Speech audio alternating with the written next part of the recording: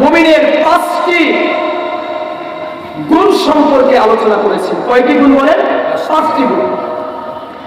1 number, আল্লাহ তাআলা বলেন ইন্নামাল মুমিনুনা আল্লাযীনা ইযা যুকিরাল্লাহু ওয়াজিলাত কুলুবুহুম। আল্লাহ পাক রব্বুল আলামিন বলেন মুমিন তো তারাই যাদের সামনে আল্লাহর জিকির করা হয়, আল্লাহকে স্মরণ করা হয়, আল্লাহকে নিয়ে, আল্লাহর কোরআন নিয়ে, আল্লাহর কথা নিয়ে যখন গবেষণা করা হয়, ওয়াজিলাত কুলুবুহুম, তখন মুমিন বান্দার হৃদয়টা আল্লাহর ভয়ে কেঁপে যায়।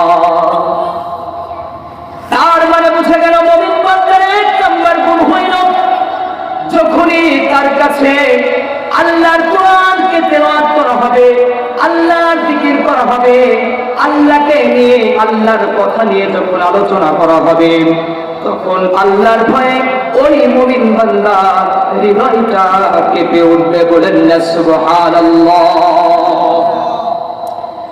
2 নাম্বার, আল্লাহ পাক রব্বুল আলামিন বললেন ওয়া ইযা তুলিয়াত আলাইহিম আয়াতুহু যাদাতুহুম ঈমানা।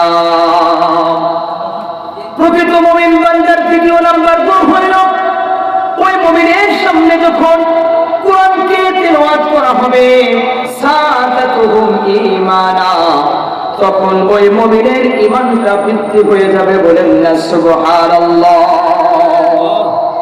এরপরে আল্লাহ তাআলা বললেন মুমিনের 2 নাম্বার গুণ হইল ওয়া আলা রাব্বিহিম ইয়াতাওয়াক্কালুন। মুমিন বান্দারা সকল অবস্থায়, সব জায়গায় আল্লাহ পাক রব্বুল আলামিনের উপরে ভরসা রাখবে। চিৎকার দিয়ে বলেন না সুবহানাল্লাহ। এরপরে আল্লাহ পাক রব্বুল আলামিন এই সূরাতুল আনফালের 3 নম্বর আয়াতের ভিতরে মুমিন বান্দার 4 নম্বর গুণ সম্পর্কে বলতেছেন আল্লাযীনা ইউকিমুনাস সালাহ।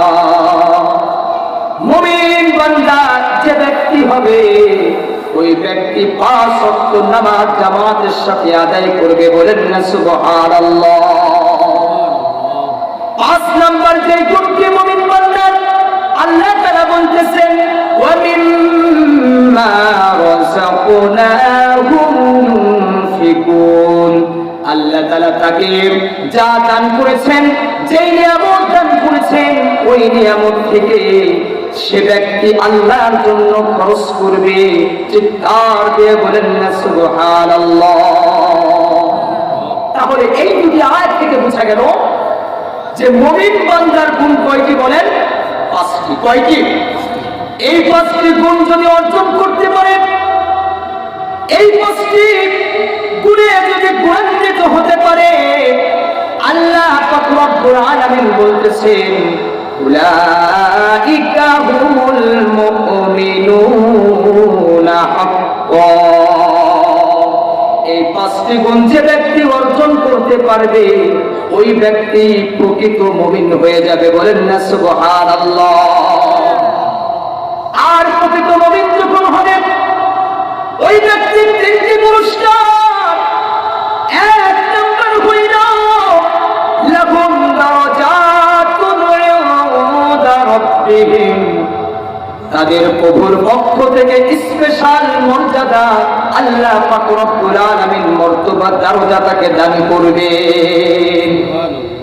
2 নম্বর পুরস্কার হইল মাগফিরাত, আল্লাহ পাক রব্বুল আলামিন ক্ষমা করে দিবেন। মুমিন বান্দার জীবনে যত গুনাহগুলি হয়েছে সমস্ত গুনাহগুলি আল্লাহ তাআলা maaf করে দিবে। মুমিন বান্দার 3 নাম্বার পুরস্কার হইল আল্লাহ পাক রব্বুল আলামিন বলতেছেন ওয়া রিজকুন কারীম।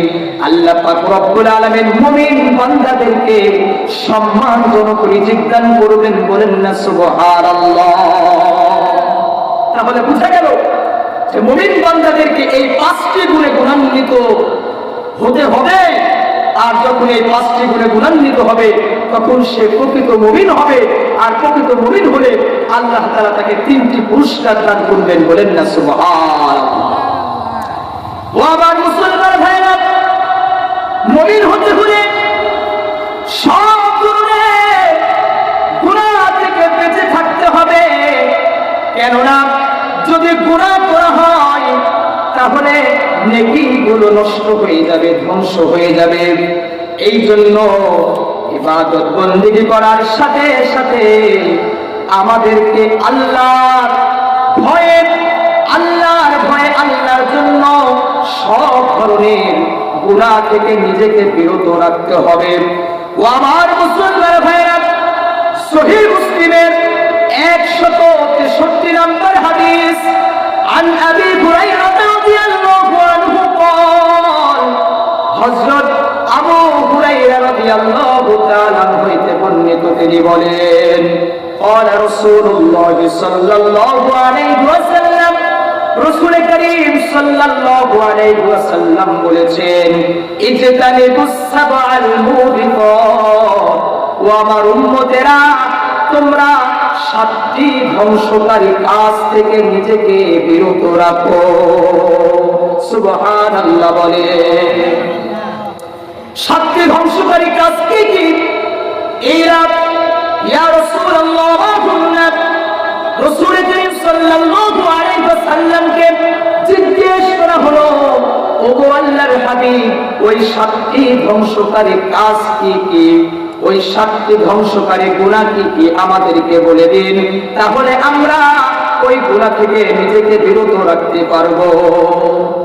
রাসূল বললেন, আশরিকু বিল্লাহ, আল্লাহর সাথে কাউকে শিরক করা। আল্লাহর সাথে শিরক করাটা জঘন্যতম অপরাধ।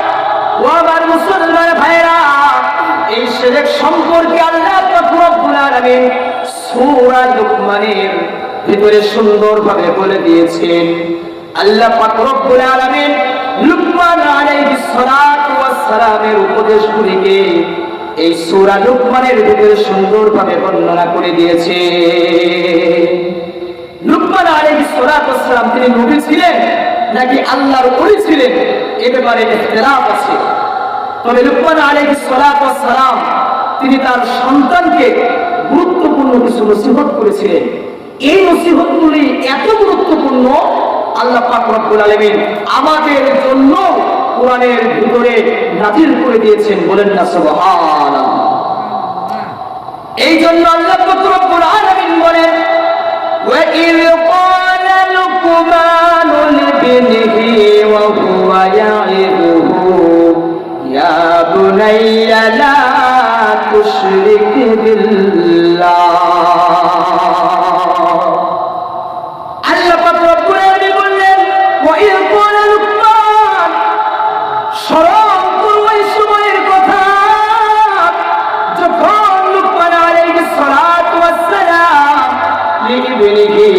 তার সন্তানকে বললেন,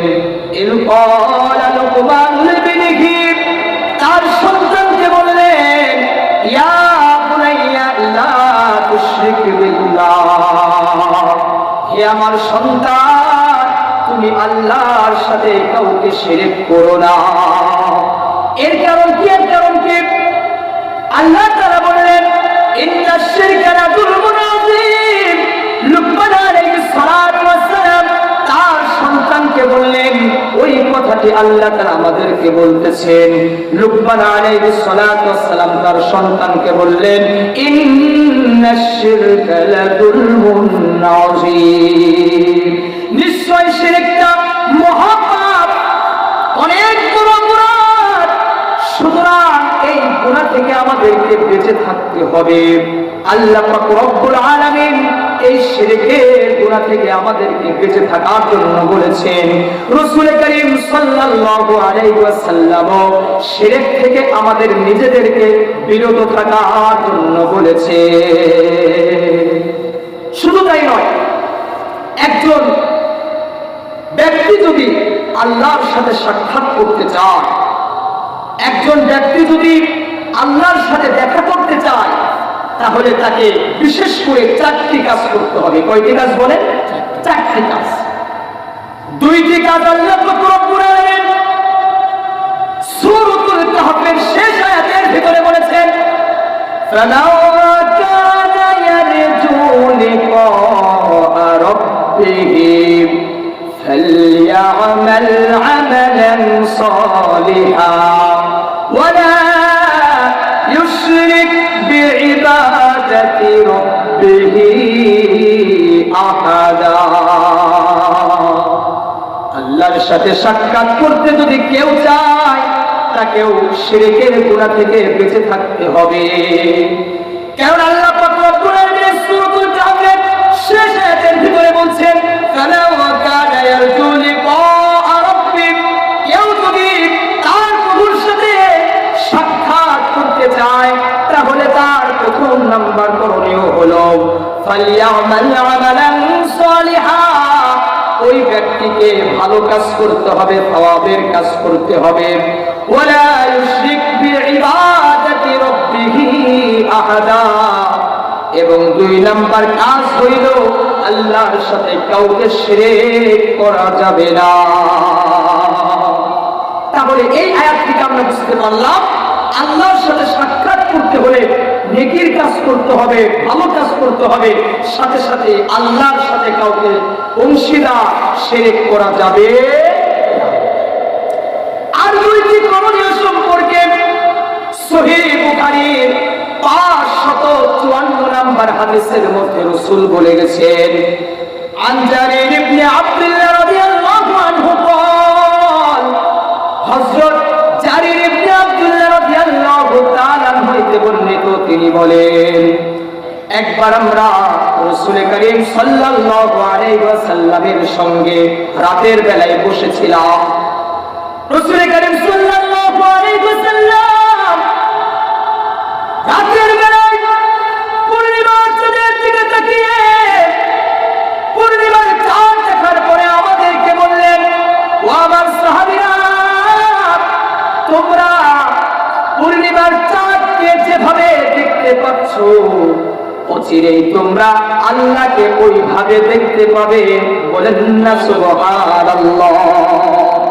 আল্লাহকে দেখতে পাবে, যেই মহান আল্লাহ তাআলা আসমান জমিন, চন্দ্র সূর্য নক্ষত্র গাছপালা নদনালা খালবিল পাহাড় পর্বত সব কিছু সৃষ্টি করেছেন। আমরা দুচোখে যা দেখি আর আল্লাহ ছাড়া না দেখি সব কিছুই তিনি সৃষ্টি করেছেন। তিনি হলেন খালেক। ও আমার মুসলমান ভাইরা, আমরা সেই খালেক সৃষ্টিকর্তা আল্লাহকে দেখতে পাবো। বলেন না সুবহানাল্লাহ। আল্লাহ তাআলাকে দেখতে পাওয়ার জন্য রাসূল পরবর্তীতে বললেন, ও আমার সাহাবীরা, সূর্য উদিত হওয়ার পূর্বে নামাজ এবং সূর্য ডুবে যাওয়ার পূর্বের নামাজ, সূর্য উদিত হওয়ার পূর্বের নামাজ হইল ফজরের নামাজ, আর সূর্য ডুবে যাওয়ার পূর্বের নামাজ হইল আসরের নামাজ। রাসূল বলেছেন, আল্লাহকে দেখার জন্য যদি এই 2 ওয়াক্তের নামাজ যদি তোমাদেরকে পড়া লাগে তারপরেও তোমরা পড়বে। চিৎকার দিয়ে বলেন না সুবহানাল্লাহ।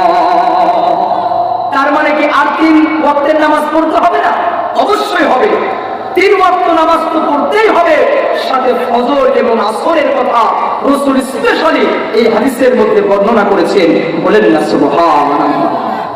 তাহলে আমার মুসলমান ভাইরা, রাসূল যেই 7টি ধ্বংসকারী কাজ থেকে, গুনাহ থেকে আমাদেরকে বিরত থাকার জন্য বলেছেন, তার মধ্যে 1 নাম্বার হইল আশিরকু বিল্লাহ, আল্লাহর সাথে শিরক করা যাবে না। 2 নাম্বার ওয়াসিহর, জাদু করা, জাদু করে মানুষের ক্ষতি করা যাবে না। ও আমার মুসলমান ভাইরা, কেননা আল্লাহ পাক রব্বুল আলামিন বলেছেন, ওয়ালা ইউফলিহুস সাহিরু হাইতু আতা, জাদু করে না যা কিছু করে তা তাদেরকে কোনো প্রকার উপকার করবে না। শুধু তাই নয়, তিরমিজি শরীফের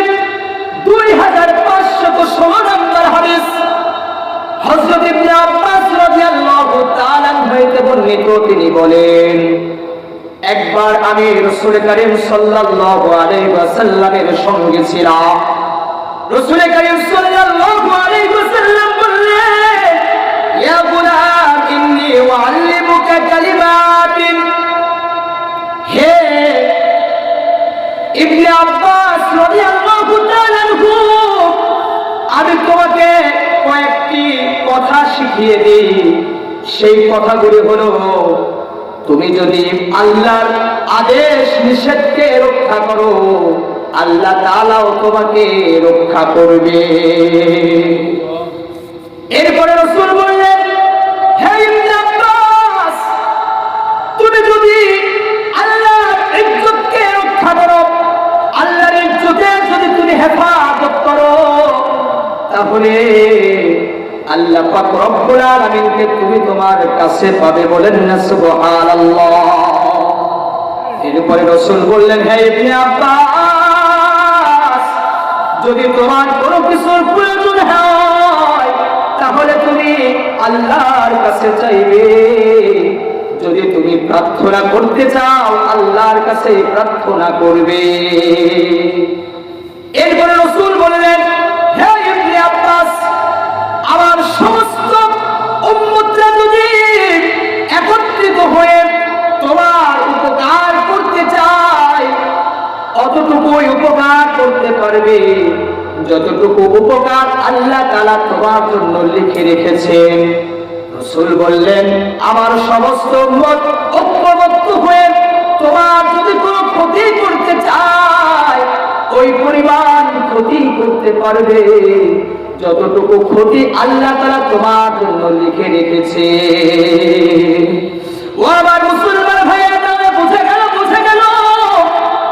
আমরা যদি আল্লাহর উপরে বিশ্বাস রাখি, আল্লাহর কাছে যদি চাই, আল্লাহর উপরে যদি ভরসা রাখি, গোটা পৃথিবীর সমস্ত মানুষ যদি চেষ্টা করে, আমার আপনার কোনো ক্ষতি করতে পারবে না।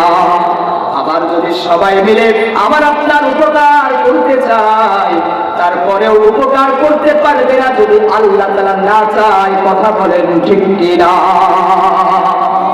এই জন্য সকল অবস্থায়, সকল হালতে আল্লাহর প্রতি আস্থা বিশ্বাস রাখতে হবে। বলেন না সুবহান।